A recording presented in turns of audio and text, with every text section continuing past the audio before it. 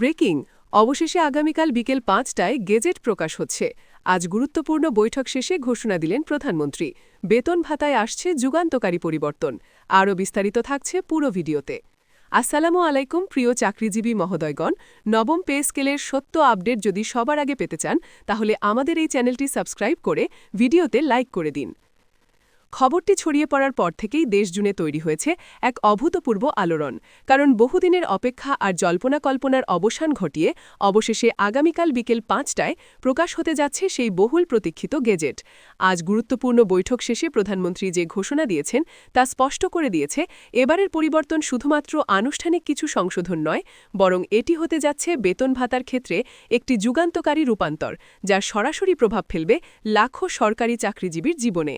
দীর্ঘদিন ধরেই কর্মচারীদের পক্ষ থেকে দাবি উঠছিল বর্তমান বাজার দর, মূল্যস্ফীতি এবং জীবনযাত্রার ব্যয়ের সাথে সামঞ্জস্য রেখে বেতন কাঠামো পুনর্নির্ধারণের জন্য। অবশেষে সেই দাবির প্রতিফলনই দেখা যাচ্ছে এই নতুন গেজেটে। বিভিন্ন সূত্রে জানা যাচ্ছে মূল বেতনে বড় ধরনের বৃদ্ধি আসছে, যেখানে অনেক গ্রেডে ২৫% থেকে শুরু করে ৬০% পর্যন্ত বৃদ্ধি হতে পারে।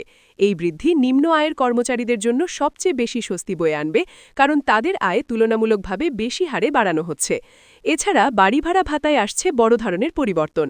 আগে যেখানে একটি নির্দিষ্ট সীমার মধ্যে ভাতা নির্ধারণ করা হতো, এখন সেটি শহর ও অবস্থান ভেদে আরও বাস্তবসম্মতভাবে নির্ধারণ করা হচ্ছে। অনেক ক্ষেত্রে বাড়ি ভাড়া ভাতা ৩০ থেকে ৫০% পর্যন্ত বৃদ্ধি পাচ্ছে বলে ধারণা করা হচ্ছে। এতে করে শহরাঞ্চলে বসবাসকারী কর্মচারীরা অনেকটাই স্বস্তি পাবেন এবং বাসস্থানের খরচ বহন করা সহজ হবে। চিকিৎসা ভাতার ক্ষেত্রেও দেখা যাচ্ছে উল্লেখযোগ্য উন্নতি।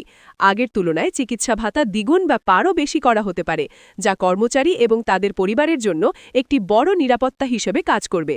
বর্তমানে চিকিৎসা খরচ যেভাবে বাড়ছে, তাতে এই সিদ্ধান্ত অত্যন্ত সময়োপযোগী বলে মনে করছেন বিশ্লেষকরা। এছাড়া যাতায়াত ভাতা, শিক্ষা সহায়তা ভাতা এবং অন্যান্য আনুষাঙ্গিক সুবিধাগুলোতেও বৃদ্ধি আনা হচ্ছে। ফলে সামগ্রিকভাবে একজন কর্মচারীর মোট আয় অনেক বেশি বৃদ্ধি পাবে, যা সরাসরি তাদের জীবনযাত্রার মান উন্নয়নে ভূমিকা রাখবে। এবারের গেজেটে ইনক্রিমেন্টের ক্ষেত্রেও বড় পরিবর্তন আনা হচ্ছে। আগে যেখানে বছরে একটি নির্দিষ্ট হারে বেতন বৃদ্ধি হতো, এখন সেই হার বাড়িয়ে দেওয়া হচ্ছে। অনেক ক্ষেত্রে ইনক্রিমেন্ট ৫% থেকে বাড়িয়ে ১০% বা তার কাছাকাছি করার পরিকল্পনা রয়েছে। এতে করে দীর্ঘমেয়াদে কর্মচারীদের আয় ধারাবাহিকভাবে বাড়তে থাকবে। উৎসব ভাতার ক্ষেত্রেও সুখবর রয়েছে। ঈদ বা অন্যান্য উৎসব উপলক্ষে দেওয়া ভাতা বাড়ানো হচ্ছে উল্লেখযোগ্য হারে। অনেক ক্ষেত্রে এটি মূল বেতনের নির্দিষ্ট শতাংশ হিসেবে নির্ধারণ করা হতে পারে। ফলে বেতন বাড়লে স্বয়ংক্রিয়ভাবে উৎসব ভাতাও বাড়বে। এতে করে উৎসবের সময় আর্থিক চাপ অনেকটাই কমে যাবে। অবসরপ্রাপ্তদের জন্য রয়েছে বড় সুখবর। পেনশন ভাতায় ৩০ থেকে ৫০% পর্যন্ত বৃদ্ধি আনার পরিকল্পনা রয়েছে। শুধু তাই নয়, পেনশন কাঠামোকে আরও সহজ ও স্বচ্ছ করা হচ্ছে, যাতে অবসরপ্রাপ্তরা সহজেই তাদের প্রাপ্য সুবিধা পেতে পারেন। এর ফলে অবসর জীবনে আর্থিক নিরাপত্তা অনেকটাই নিশ্চিত হবে। এই গেজেটে বিশেষভাবে গুরুত্ব দেওয়া হয়েছে নিম্ন ও মধ্যম গ্রেডের কর্মচারীদের ওপর। তাদের বেতন এবং ভাতা তুলনামূলকভাবে বেশি হারে বাড়ানো হচ্ছে, যাতে আয় বৈষম্য কমে আসে এবং একটি ভারসাম্যপূর্ণ কাঠামো তৈরি হয়। এর মাধ্যমে সরকার একটি অন্তর্ভুক্তিমূলক আর্থিক ব্যবস্থার দিকে এগিয়ে যাচ্ছে বলে মনে করছেন বিশ্লেষকরা। এছাড়া দুর্গম এলাকায় কর্মরত কর্মচারীদের জন্য বিশেষ ভাতা বৃদ্ধি করা হচ্ছে। যারা প্রত্যন্ত অঞ্চলে কাজ করছেন, তাদের জন্য অতিরিক্ত ইনসেন্টিভ রাখা হচ্ছে, যাতে তারা আরও উৎসাহের সাথে দায়িত্ব পালন করতে পারেন। নারী কর্মচারীদের জন্য কিছু অতিরিক্ত সুবিধা যুক্ত করা হচ্ছে, যা কর্মক্ষেত্রে তাদের অংশগ্রহণ আরও বাড়াবে। প্রযুক্তি ও বিশেষ দক্ষতা সম্পন্ন কর্মচারীদের জন্য আলাদা ইনসেন্টিভ কাঠামো রাখা হচ্ছে। এতে করে দক্ষ জনবল ধরে রাখা এবং নতুন দক্ষ কর্মী আকর্ষণ করা সহজ হবে। এটি দেশের সামগ্রিক উন্নয়নের জন্য গুরুত্বপূর্ণ ভূমিকা রাখবে। এই পরিবর্তনের ফলে দেশের অর্থনীতিতেও ইতিবাচক প্রভাব পড়বে বলে ধারণা করা হচ্ছে।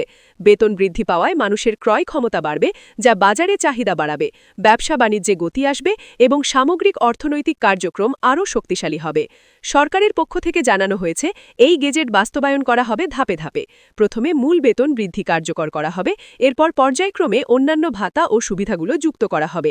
এতে করে একদিকে যেমন আর্থিক চাপ নিয়ন্ত্রণে রাখা যাবে, অন্যদিকে কর্মচারীরাও ধীরে ধীরে এর সুফল ভোগ করতে পারবেন। এই ঘোষণার পর থেকেই কর্মচারীদের মধ্যে ব্যাপক উৎসাহ ও আশাবাদ তৈরি হয়েছে। অনেকেই মনে করছেন এটি তাদের জীবনে একটি নতুন অধ্যায় শুরু করবে। দীর্ঘদিনের আর্থিক সংকট কিছুটা হলেও কাটিয়ে ওঠা সম্ভব হবে এবং পরিবার নিয়ে আরও স্বাচ্ছন্দ্যে জীবনযাপন করা যাবে। বিশ্লেষকরা মনে করছেন এই ধরনের বেতন বৃদ্ধি দেশের সার্বিক উন্নয়নের জন্য ইতিবাচক হলেও এর সাথে মূল্যস্ফীতি নিয়ন্ত্রণ করা অত্যন্ত গুরুত্বপূর্ণ। যদি বাজার দর স্থিতিশীল রাখা যায় তাহলে এই বেতন বৃদ্ধির প্রকৃত সুফল পাওয়া সম্ভব হবে। সবকিছু মিলিয়ে বলা যায় আগামীকাল প্রকাশিত হতে যাওয়া এই গেজেট হতে যাচ্ছে একটি ঐতিহাসিক মাইলফলক। বেতন বেড়েছে, ভাতা বেড়েছে, সুযোগ সুবিধা বেড়েছে, সব মিলিয়ে এটি একটি পূর্ণাঙ্গ আর্থিক সংস্কারের প্রতিচ্ছবি।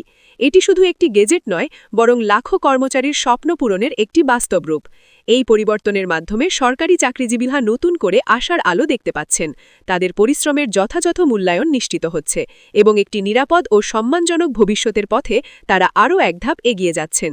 আগামীকাল বিকেল ৫টার সেই মুহূর্ত এখন সবার অপেক্ষার কেন্দ্রবিন্দু, কারণ এই গেজেট প্রকাশের মধ্য দিয়েই শুরু হবে এক নতুন যুগ, যেখানে বেতন বেশি, সুবিধা বেশি এবং জীবন আরও স্বস্তির হবে।